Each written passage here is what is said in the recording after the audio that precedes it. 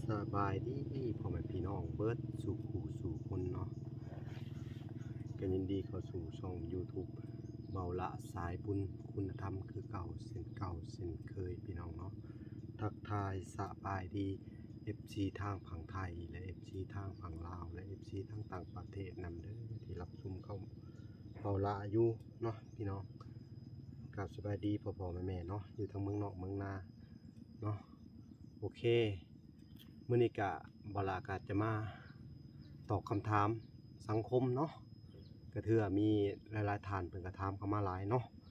เกี่ยวกับบลากับน้องอเวยพี่น้องเอ้ยเนาะที่ว่ามีหลายคนก็ถามเข้ามาก็อยากรู้ความจริงเนาะเดี๋ยวจะเล่าให้ฟังตั้งแต่แรกจนเริ่มต้นเนาะตั้งแต่บลาอันได้ไปช่วยเหลือน้องเนาะตั้งแต่ช่วยเหลือน้องมาแต่แรกๆเลยพี่น้องเนาะแล้วก็มันก็มี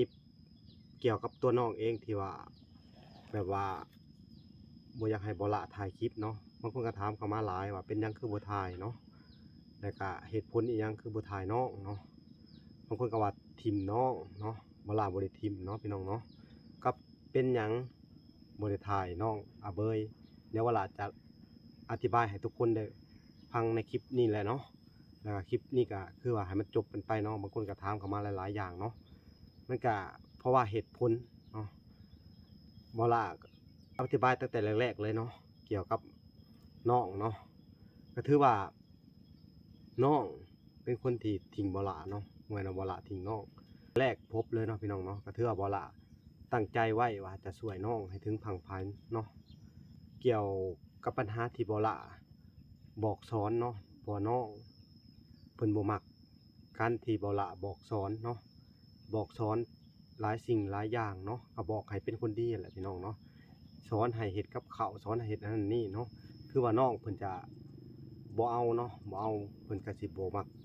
ที่บ่ล่ะต้องมาสอนทุกคนก็สิเข้าใจเนาะบ่ล่ะต้องเฮ็ดคลิปกับไผนับตั้งแต่น้องสายฝนเนาะแล้วก็ต่อมาก็ไอ้แก้วบ่ล่ะก็ต้องบอกตัวจริงเฮ็ดบอกความจริงพี่น้องเฮ็ดให้เฮ็ดอันจริงๆเนาะเวลาเฮ็ดจริงทำจริงช่วยเหลือจริงเนาะแล้วก็น้องก็หงุดหงิดเนาะน้องก็บ่พังความแล้วก็บ่ค่อยแบบอยากออกคลิปกับเฮาก็จะอธิบายให้ฟังตั้งแต่แรกไปไสมาไสก็ตั้งแต่แรกเลยพี่น้องเอ้ยไปมาไปทางไกลไปไสก็เป็นห่วงเวลาก็เป็นห่วงคอยอยากช่วยน้องเนาะแต่พอมาวันหนึ่งเนาะน้องก็มีผู้ใหญ่เข้ามาแล้วก็น้องก็ได้โทรศัพท์น้องก็เปลี่ยนไปพี่น้องเอ้ยเปลี่ยนไปหลายอย่างเนาะเวลาจนมีคลิปหนึ่งอันทุกคนก็คือสิจำได้อยู่เนาะผู้ใดที่เบิ่งคลิปเวลาในคลิปนั้นเนาะเวลาด้วยความที่เวลาอยากสอยเพิ่นเนาะเวลาก็อันจนลงทุนว่าจะให้เงินเดือนเนาะว่าเดือนละล้านมามาออกคลิปนำกันแล้วก็มาถ่ายคลิปนำกันแบ่งปันประสบการณ์แล้วก็ว่าสิเสนอให้เพิ่นเฮ็ดอัน YouTube นำกันเนาะนั่นก็ถือว่าเฮ็ดช่องเพิ่นนำแหละแต่ว่าตกลงกันว่าสิเฮ็ดพี่น้องเอ้ยเนาะแต่ว่าน้องอเบยเพิ่นก็ว่าสิเฮ็ดแต่ว่าพอตื่นเช้ามาปึ๊บเนาะเพิ่นก็บ่ล่ะก็จะเฮ็ดตามสัญญาที่เฮาตกลงกันเนาะว่าเอ้าเฮาจะไปเฮ็ดคลิปด้วยกันเนาะเฮาก็เริ่มวันแรกเลยเริ่มเฮ็ดงานวันแรกเลยน้องก็บ่เอาแล้วบางเทื่อถ่ายคลิปเวลาก็ถ่ายทุกครั้งเนาะถ่ายด้ำ2 3บางเทื่อก็บ่ฮอดนาทีเราก็อยากไปไสเราก็ไปเนาะแล้วก็อยากเฮ็ดหยังเราก็เฮ็ดตามอำเภอใจเรานะและที่นี่บ่ล่ะก็ด้วยความถ่ายคลิปบ่ล่ะก็บ่มีต้นทุนเนาะบ่ล่ะก็อาศัยอันคนดูยอดคลิปพี่น้องยอดคลิปก็ต้อง15นาทีขึ้นไปเนาะมันจะได้โฆษณาใน YouTube เพิ่นจังยิงโฆษณาเข้าให้ในเมื่อเขาถ่ายกันแค่1นาที2นาทีมันก็บ่สามารถเอาลง YouTube ได้พี่น้องเนาะแล้วก็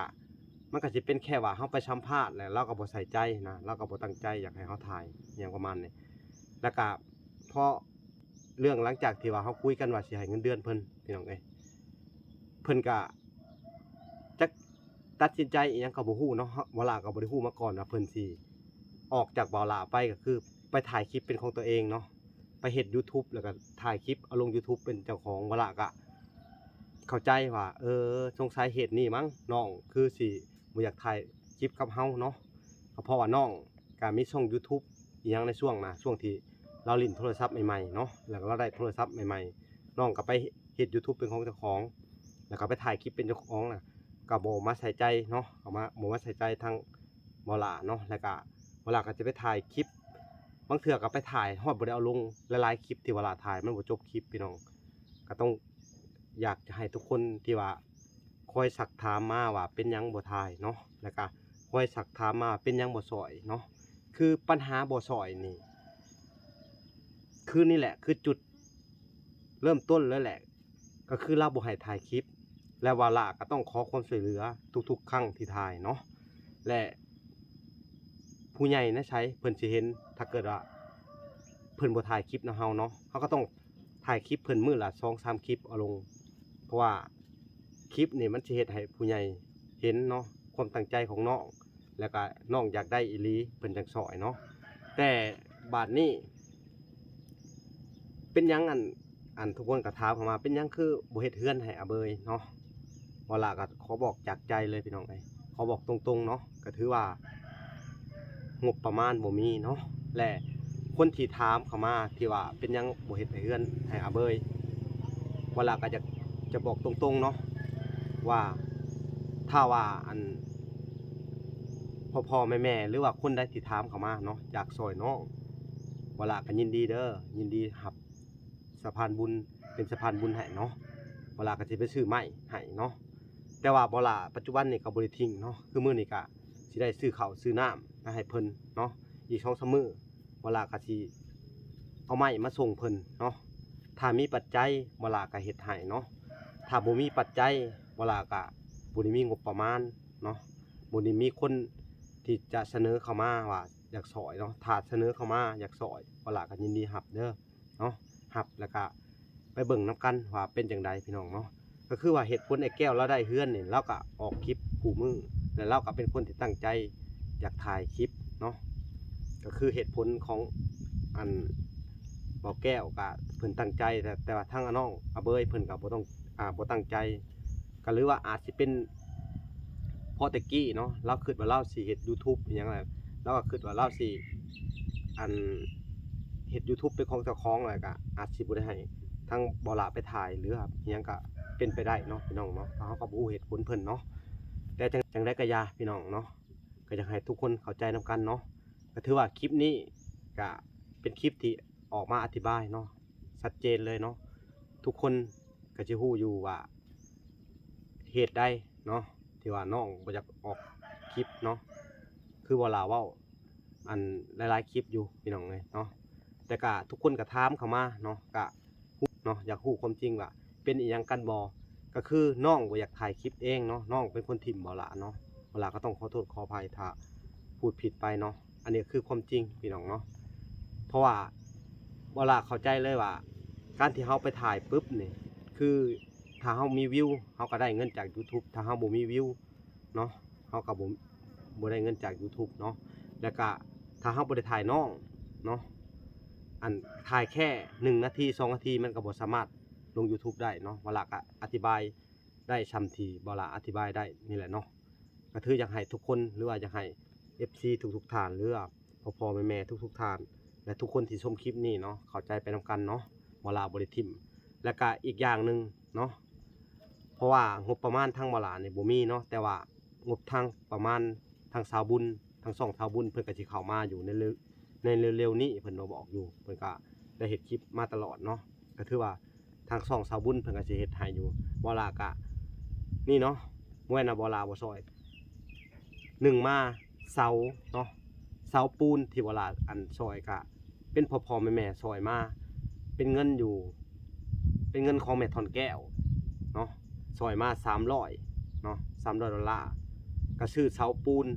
แล้วก็แป้นเนาะนั่นแหละคือบ่ล่ะมีงบบ่ล่ะก็ซื้อให้เนาะอันนั้นก็คือของแม่ทอนแก้วเนาะ นี่ที่จะซื้อข้าวไปให้จะหน่อยนี่ก็เป็นของแม่ถอนแก้วคือเก่าบ่ล่ะก็ คอยเบิ่งห่างๆเวลากับบริทีมน้องเนาะอยากให้ทุกคนเข้าใจนำกันเนาะว่าในเมื่อเกิดปัญหาแบบสั้นเราก็อยากเป็นอิสระของเราก็อยากเป็นโลกส่วนตัวของเราอีกอย่างหนึ่งเน้นนักก็คือเวลาสิเป็นคนแบบว่าช่วยเหลือภัยแหละสิคอยบอกคอยสอนเขาเนาะก็นี่แหละคือตัวเด่นอันแล้วก็ตัวที่เราบ่มักแห้งก็คือไปบอกอันไปสอนเรานี่แหละเราบ่มักเนาะก็คือเราบ่เอานำเนาะคือน้องน่ะบ่เอาเลยพี่น้องเอ้ยเนาะต้องเข้าใจคือแนวนี้เนาะเอาโอเคพี่น้องเวลาก็สิได้ไปซื้อข้าวสารแล้วก็อันอาหารเนาะได้ยินข่าวเพิ่นว่าอาหารเพิ่นเบิดเนาะหรือว่าข้าวสารเพิ่นเบิดเวลาก็สิซื้อไปให้เนาะแล้วก็สิได้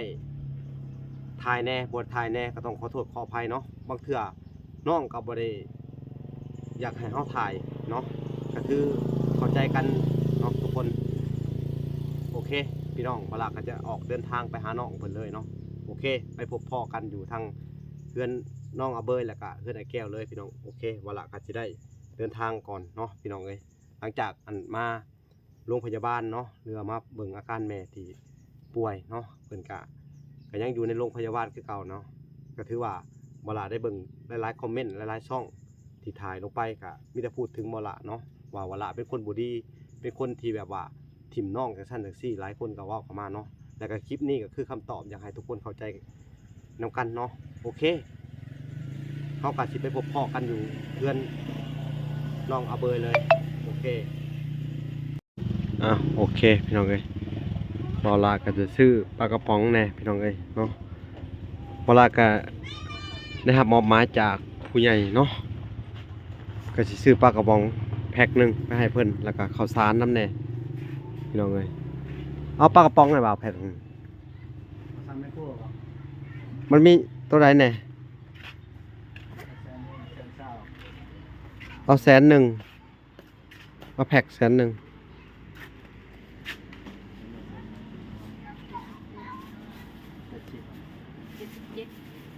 ซุปกองป่าตัวทึกแพ็คนึง แพ็คหนึ่ง แพ็คนึง แพ็คหนึ่งวะ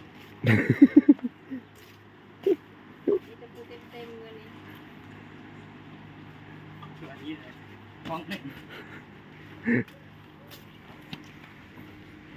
ตัวนี้แม่นหมดเลยเจ็ดสิบ มัน77คือกัน เจ็ดสิบ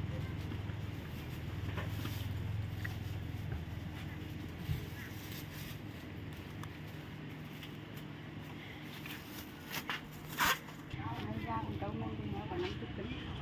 อันที่เดียว 7,000 ถ้าเกิดได้เรื่องขึ้นยิ่งแล้ว ได้ปลากระป๋องพี่น้อง อันอันนี้เรียนซิงเกิลนี้ซิงเกิล โอเค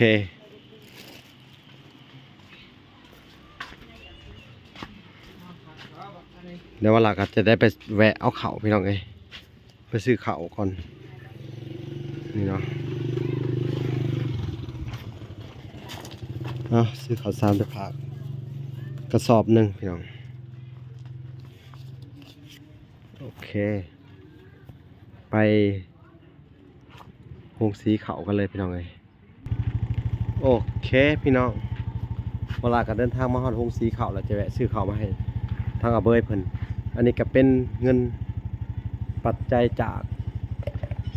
แม่ทอนแก้วคือเก่าพี่น้องเอ้ยเนาะตัวไหนสบายดีตัวไหนเนาะตัวนี้นะ600,000เต็มเลยเนาะ650,000ตัวนั้น650,000เดี๋ยวสิมาเอาอีกทีหลังเด้อ650,000เดี๋ยวเฮาสิมาเอาอีกจักหน่อยเด้อ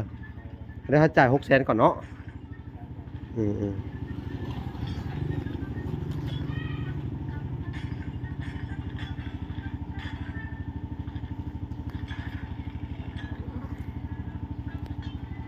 อันนี้ก็เป็นเงิน600,000เนาะพี่น้องเนาะเวลาก็ต้องจ่ายค่าข้าวเพิ่นเอาโดยนับเบิ่ง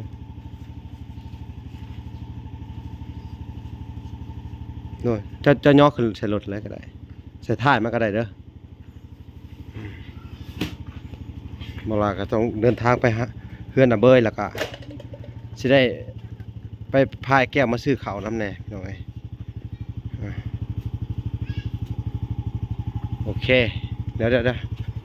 แล้วก็ปลากระป๋องแล้วก็ข้าวโอเคโอเคขอบใจเด้อโดยเวลาก็จะเดินทางไปบ้านอาเบยก่อนพี่น้องเลยเนาะโอเคไปกันเลยพี่น้องบ่ฮู้ว่าเพิ่นจะอยู่หรือบ่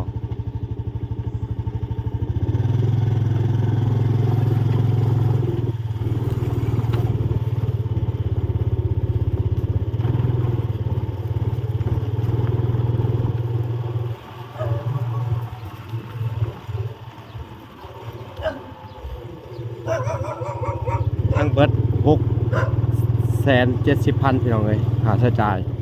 ในมื้อนี้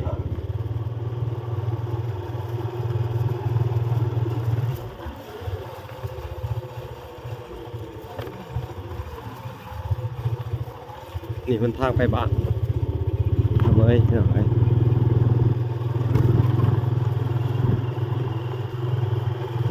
เดี๋ยวหาสิเข้าไปเบิ่งไปอยู่เพื่อนเลยบ่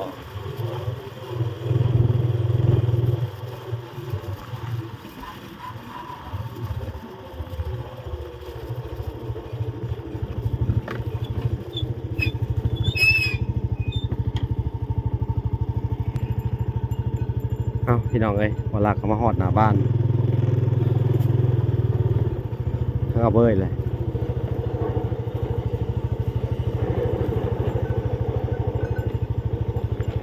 สบายดีหากระพากันมาแต่ใช่น่ะเอาเบยไปใช่แหละเบย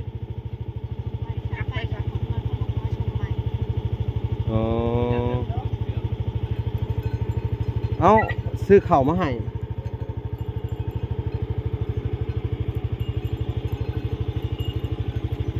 เอ้ยทีนี้ขาดแล้วพี่น้องเลยหล่นลงเลยมาเอาเนี่ยหล่นลงโอ้ไปเกาะนะพี่น้องอู้มาได้นี่เปลี่ยนสอบใหม่แล้วสอบเก่าไปใส่เอาเบิกสอบได้ไหมอู้มา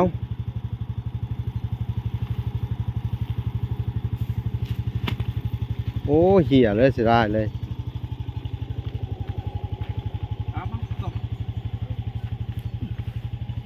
มันตกกันหลดไปกินขาดได้ไปผู้มาขอเตี้ยงกับเจ้าผู้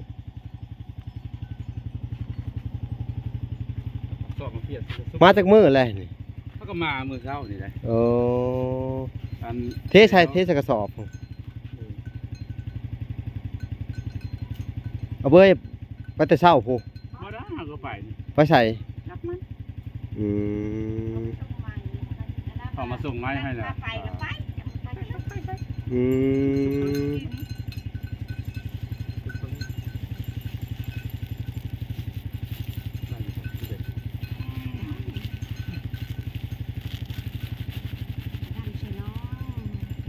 น้องบ่มีผู้เฮ็ดมันเป็นเงี้ยวลงมีผู้เฮ็ดแล้วไปดำช้อยไปดำนาสนองโอ้สู้น้องก็ได้ดีแหละสุดาพากันไปเห็ดไปหาเด้อ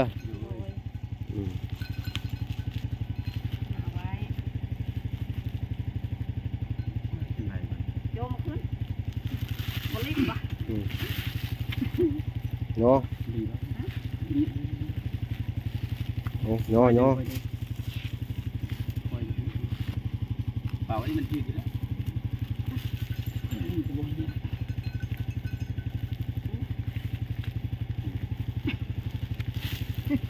ยกเข้าไป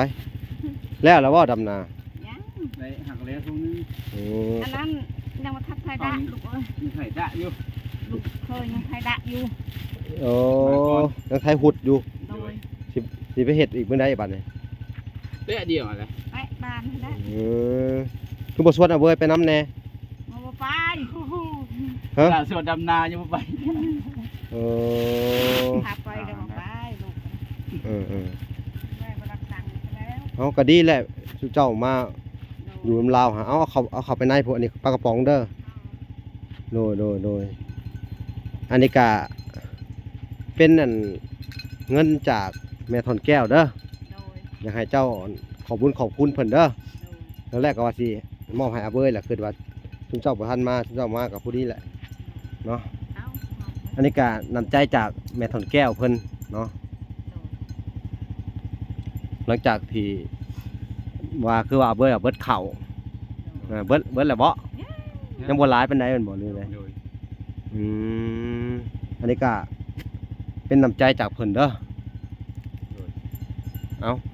ขอบคุณเพิ่นเด้อ ก็อันนี้ก็บ่มีหยังเนาะ คนแก้ว ก็แม่คนแก้วก็เฮ็ดได้อยู่ดีมีแฮงก็ช่วยเหลือทางครอบครัวเบ้ยก็คือผู้ค้านี่ก็ได้เฮ็ดได้บ่มีเนาะก็ให้แม่มีสุขภาพเข้มแข็งให้อยู่ดีมีแฮงต่อไปนั่นล่ะเฮ็ดได้กับบ่เว้าหลายค่อยก็ได้โดย ทุกค่อยก็ เอาเข้าไปเก็บไว้ในเด้อ โดย ก็คือเอาไม้เขามาส่งแล้วเดี๋ยวเขาสิจ่ายเงินทีหลังเด้อ โดย ในอีกล็อตหนึงเขาสิมาส่งอีกในอีกทีหนึงจะสิจ่ายทีเดียว โดย โดยก็คือเอามาฮอดแล้วเนาะ โดย บ่ล่ะก็สั่งไม้มาให้เพิ่นที่เรียบร้อยแล้วเนาะพี่น้องนี่มาเบิ่งดูไม้นี่พอใจอยู่บ่ไม้นี่ โดย อันนี้ก็เป็นแข้งล่างมาพี่น้องหน้า17ห้องเอาเด้อห้องเอาบ่ให้มันงอนี่ห้องเอาโลดอันนี้ก็เป็นอันแป้นของอันทางวลาสั่งพี่น้องเอ้ยหมดแล้วที่แล้วเนาะสั่งได้อยู่อันก็เป็นเงินแม่ทอนแก้วพี่น้องเอ้ยเสานี่ก็เป็นเงินแม่ทอนแก้วเนาะแล้วก็อันนี้ก็ไม้แป้นไม้เส้นนี่ก็เป็นเงินทางแม่สวี โดย เวลาก็สิได้สั่งมาให้เบิดงบเนาะพี่น้องถ้ามีงบเวลาก็สั่งให้เนาะบางคนก็ว่าเวลานี่ทิมเอาเบยเนาะเฮาบ่ได้ทิมพี่น้องเอ้ยแต่ว่าน้องเพิ่นคืออย่างทุกคนเห็นนำกันแหละเนาะคือน้องเพิ่นบ่อยากเข้าคลิปนำเฮาแม่นบ่ล่ะแม่ โดย จักสิว่าจังใดแม่นว่าเฮาทิมเฮาก็พยายามช่วยเหลือเราเต็มที่พี่น้องเอ้ยแต่ก่อนก็ถ้าว่าเราอยู่เฮ็ดคลิปนำเฮาเราก็สิได้ในเฮือนสมหวังเนาะแต่เราผัดว่าออกคลิปดำ1 นาที2 นาที3 นาทีแล้วก็หนีมันบ่พอสิจบคลิปเลยนะเฮาก็คือเฮาเว้าให้เจ้าฟังนั่นแหละ โดย เฮาก็อุตส่าห์สิจ้างเราให้เฮ็ดคลิปอันนำเฮาเราก็ยังบ่เอาเลยหั้นนะแต่ว่าเฮามีงบเฮาสิสั่งไม้ให้เจ้ามันเป็นคือค้างเด้อก็พอดีเบิดจำนวนเงินอยู่4 ล้านพอดีเลยเบิดก็งบก็เบิดเนาะเบิดงบแล้วก็มีแต่ว่าทางช่องใดมาถ่ายก็ขาดอิหยังจะก็เว้าไปหั่นแหละเด้อมันยังเหลือขาดนั่นขาดนี่จะก็เว้าไปมันมีคือค้างแล้วนี่เฮาสิสั่งมาให้เจ้ามันสมบูรณ์มื้อเขาก็มาส่งเป็นที่ฮอดก็คือว่าไม้เพิ่นสิมาอีกล็อตหนึง10,000สิอันจ่ายเงินให้เพิ่นเนาะทั้งอันงบเวลาก็ได้เบิดเลยเนาะก็ถือว่าไผที่ว่าอันว่าอยากซอยเอาเบยหาพี่น้องเอ้ยที่ว่าเบิ่งคลิปเบาหลานี่ที่ว่าเบาหลาทิ้งว่าเนาะให้เอาเงินมาเลยให้เอาเงินมาเลยมาซอยเราเลยเบาหลายินดีเป็นสะพานบุญให้เนาะ